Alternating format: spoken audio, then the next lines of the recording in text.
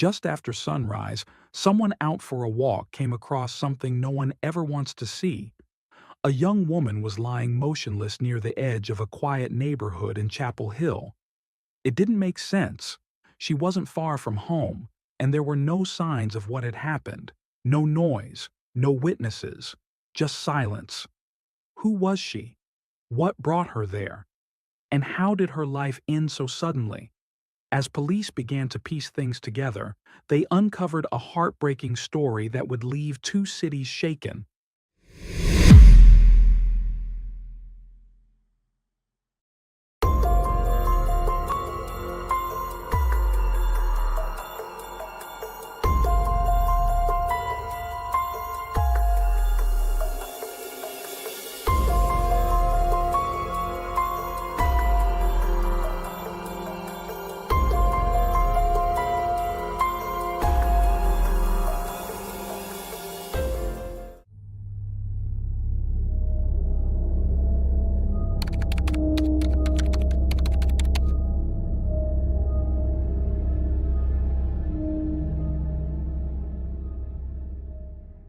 Born on November 19th, 1985, in Athens, Georgia, Eve Carson was raised in a nurturing home by her parents, Teresa and Bob Carson. Alongside her brother Andrew, she spent her formative years in Athens, where her exceptional character began to shine.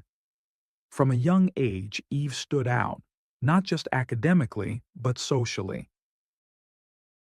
At Clark Central High School, her brilliance and charisma earned her the title of valedictorian and the role of student body president, securing 55% of the student vote. These early achievements were a glimpse into the remarkable path she was already forging. Eve's warmth, intelligence, and leadership only grew stronger when she began attending the University of North Carolina at Chapel Hill in 2004. Though she had been offered places at elite institutions such as Princeton and Yale, along with scholarships, Eve chose instead to attend a public university, believing in the value of accessible education. She entered the university under a prestigious scholarship, pursuing a double major in political science and biology with the goal of entering the medical field. Beyond academics, Eve immersed herself in service and leadership. She led various student organizations, participated in a rigorous four-year leadership program known as the North Carolina Fellows, and actively worked with outreach programs like Girls on the Run. She also dedicated time to tutoring local school children and serving in underprivileged communities abroad through the Moorhead Summer Enrichment Program. Her volunteer efforts took her to Ecuador, Egypt, and Ghana, where she worked in roles ranging from medical assistant to community educator. Eve was more than a student leader. She was the soul of her community, admired by friends, trusted by peers, and respected by faculty. Her vibrant presence made a lasting impact wherever she went. But in March 2008, everything changed. Eve was last seen at home around 1:30 a.m. after choosing to stay in and study while her housemates went out. Sometime between that quiet moment and the early hours of the morning, Eve encountered a fate no one could have predicted. By 5 a.m., she was gone. Later that morning, following a tip, authorities located her Toyota Highlander near the intersection of North Street and Hillsborough Street in Chapel Hill. Her body had already been discovered earlier, about a mile from her home on Hillcrest Road. She had been shot and left in a residential neighborhood not far from campus. Investigators were initially baffled. The motive was unclear, and the act appeared random. With no immediate suspects, law enforcement combed through phone and bank records, hoping for a lead. Eve's SUV, found abandoned, became a critical piece of evidence in the unfolding investigation. Authorities believe Eve Carson was fatally shot multiple times around 5:30 a.m. on a Wednesday morning. One of the bullets struck her at close range in the right temple. Hours earlier, Around 1:30 a.m., her roommates had last seen her alive. The sequence of events that followed remained unclear for days as investigators worked tirelessly to trace her final movements. In an effort to push the investigation forward, Chapel Hill police announced a $25,000 reward for information leading to the arrest of her killer. Forensic specialists later determined that the last recorded activity on Eve's computer was at 3:37 a.m., which helped investigators refine the window during which she may have been abducted. Just 21 minutes later, at 3:55 a.m., her debit card was used at an ATM located at University Mall in Chapel Hill. The machine recorded multiple transactions, one of which successfully withdrew the daily limit of $700. 5 additional attempts failed. Fortunately, the ATM surveillance system had captured images of the person using the card. Though grainy, the footage revealed a young male wearing a black hoodie and cap. In one frame, a second figure appeared in the back seat of the vehicle, possibly Eve herself, though the image was too indistinct to confirm. At 4:44 a.m., another withdrawal was attempted, but this time no cameras recorded the incident. Less than half an hour later, Eve was shot and killed. The usage of her debit card didn't stop there. Later that day, at 12:39 p.m., it was used twice at a mini-mart on Moorhead Avenue in Durham. More suspicious transactions followed over the next 2 days, culminating in one final and significant clue.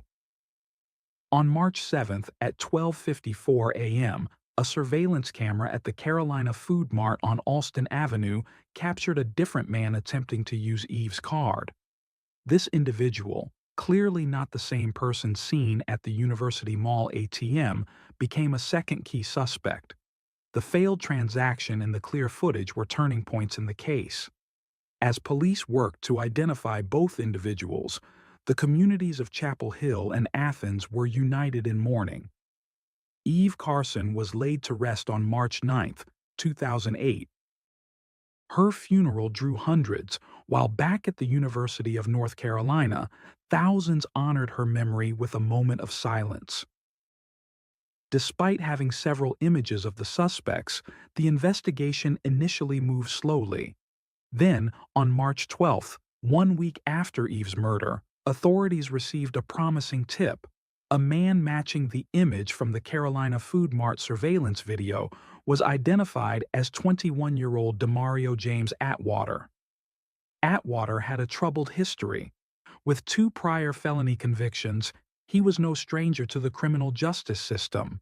He had violated parole, committed additional offenses while under supervision, and had been scheduled to appear in court just 2 days before Eve's murder.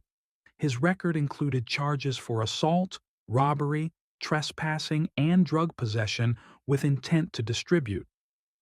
He had even been caught with a firearm while on probation, and due to an administrative error, his court hearing was pushed past the date of Eve's death.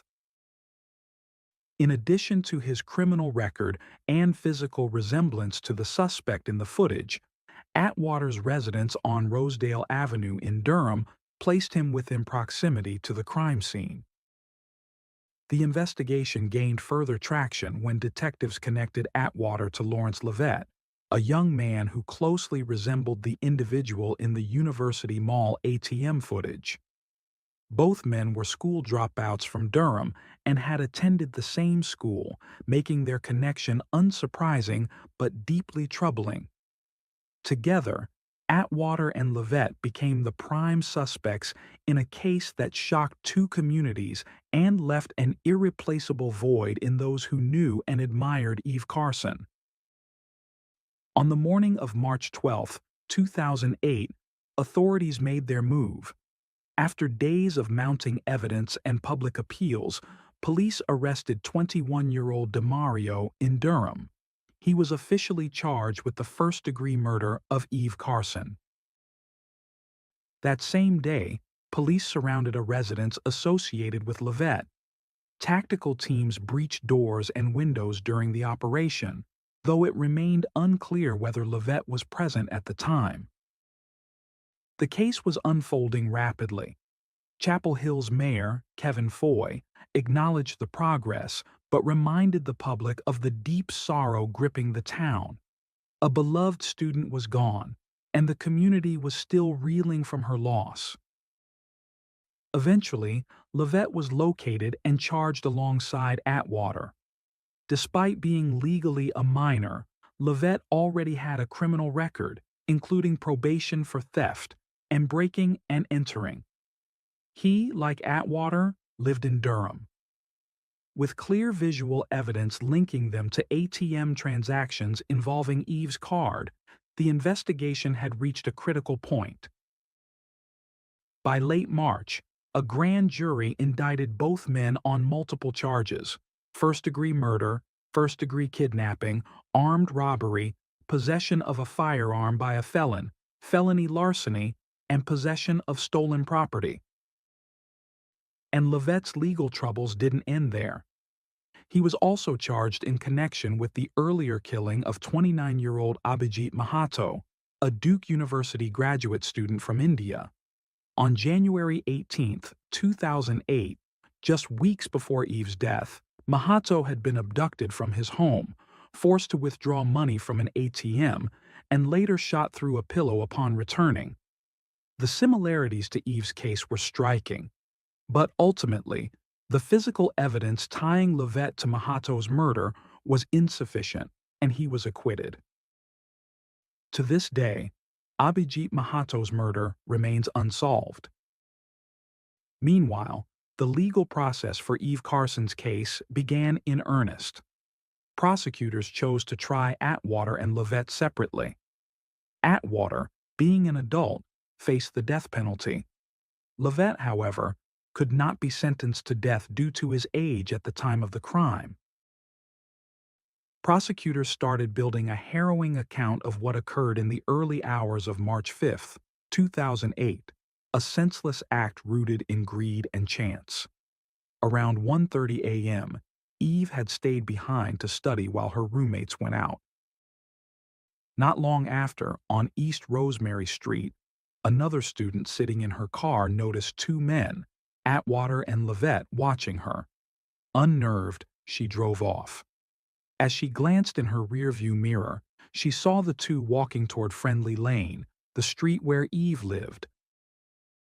Cell phone records later confirmed that Livette's device had connected to a tower near that location around that time. Investigators determined the two were prowling for an easy target. Both were out on bond, short on money, and had no knowledge of Eve personally. She was a stranger to them, someone they encountered by chance. What followed was chillingly calculated. Seeing Eve alone at home, the two intruders entered her residence, threatened her at gunpoint, and forced her outside to her own car. It was the beginning of a tragic sequence that would end in a brutal and senseless murder. Digital records confirm that Eve Carson's computer was last active at 3:37 a.m. on March 5, 2008. Shortly after, her life took a tragic turn. Eve was abducted by Demario Atwater and Lawrence Livette, who placed her in the back seat of her own SUV and drove to various ATMs in an effort to withdraw cash. Surveillance footage captured them at a machine on Willow Drive. When a second attempt was made at 4:44 a.m. at Northgate Mall, it was unsuccessful. They had already reached her daily withdrawal limit. The two men then forced Eve to walk with them into a wooded neighborhood. At the intersection of Hillcrest Circle and Hillcrest Road, when Eve realized what was about to happen, she reportedly asked them to join her in prayer. Instead, they opened fire. Eve was shot 4 times with 2 handguns and then fatally struck by a sawn-off shotgun. Her body was discovered just hours later. The motive for the crime was grimly simple: money.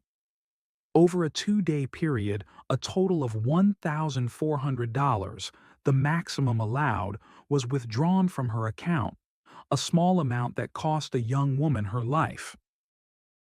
Once arrested, DeMario admitted his involvement. He confirmed that he appeared in the ATM footage and identified Lovett as his partner. To avoid a trial, Atwater entered a guilty plea to all federal charges and during sentencing, issued a direct apology to Eve's parents. On September 23, 2010, he was sentenced to life in prison plus 30 years, thereby avoiding the death penalty. Lovett, however, chose to contest the charges.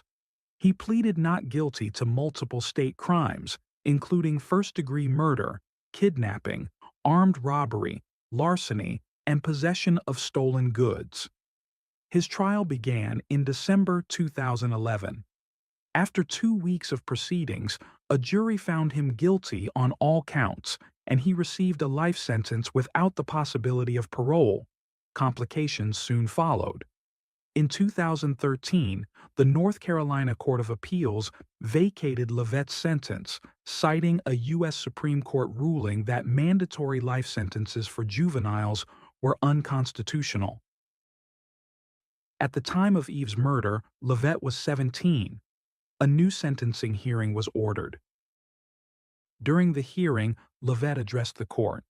He expressed regret and acknowledged the suffering caused, stating he was not the monster he had been made out to be. Despite his words, the court reaffirmed its original decision. He was again sentenced to life without parole, a sentence many considered appropriate given the brutality of the crime. Since his incarceration, Lovett has accumulated multiple disciplinary infractions, suggesting little progress in rehabilitation. Despite his youth at the time of the murder, he has continued to exhibit violent and disruptive behavior behind bars. There were further ripples tied to this case. Months after DeMario's arrest, his stepbrother Shelton was fatally shot while leaving a party. Unlike DeMario, Shelton was not involved in criminal activity, and his death devastated their family, particularly their mother, who, in less than a year, lost both sons in different tragedies. Eve's murder also cast a harsh light on failings within the criminal justice system. At the time of her death, both Lovett and Atwater were on probation and had repeatedly violated the terms of their release. Probation officers failed to respond effectively, even after discovering that Atwater had breached conditions multiple times.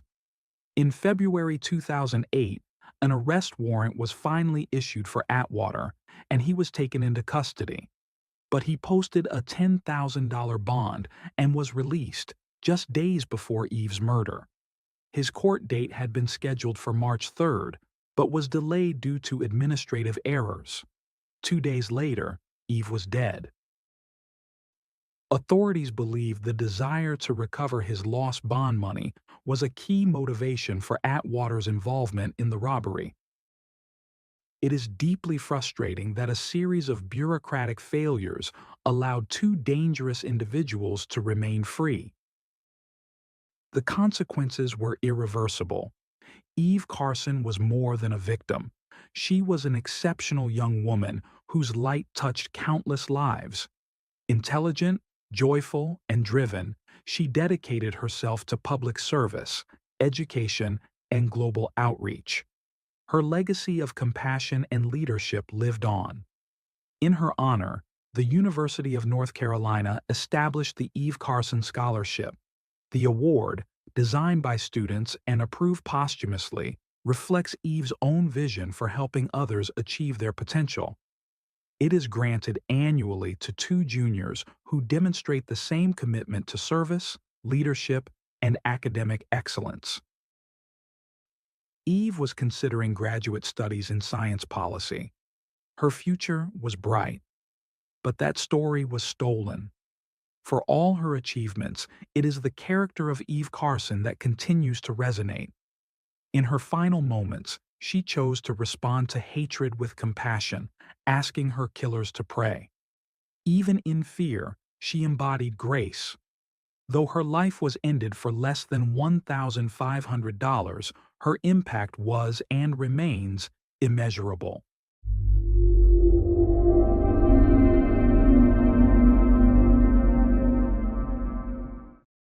Thanks for tuning in to Unreal True Crime.